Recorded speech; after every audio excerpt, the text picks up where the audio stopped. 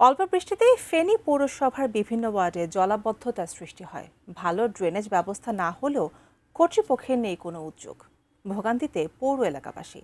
ফেনীর পাছানবাড়ি এলাকা থেকে বিস্তারিত জানাতে যুক্ত হচ্ছেন প্রতিনিধি দিদারুল আলম। দিদার, আপনার কাছ থেকে জানতে চাচ্ছি যে ফেনীতে এখন যে হচ্ছে পানি জমে যাওয়ার যে অবস্থা সৃষ্টি হয়েছে অল্প বৃষ্টিতেই বা বেশি বৃষ্টিতেই, কর্তৃপক্ষ কি বলছে?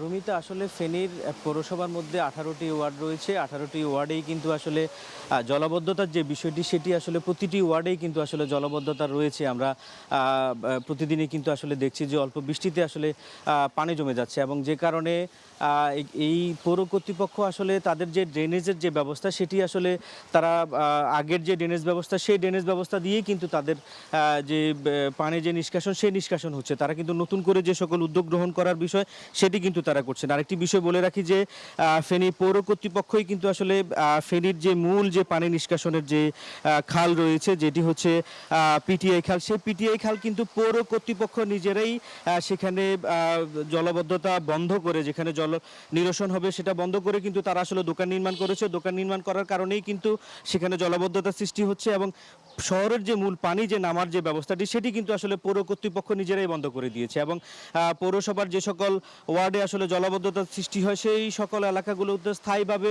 জলাবদ্ধতা নিরসনে যে সকল প্রকল্পগুলো নেওয়া দরকার, ড্রেনেজ ব্যবস্থার উন্নয়নে যে সকল কাজ করা দরকার, আসলে পৌর কর্তৃপক্ষ সেই দিকে কিন্তু আসলে তারা দৃষ্টি দিচ্ছেন না, যেটি আমরা আসলে দেখতে পেয়েছি। এবং এই যে আমরা এখন যেখানে রয়েছি এটি হচ্ছে ফেনী পাঠানবাড়ি রোড।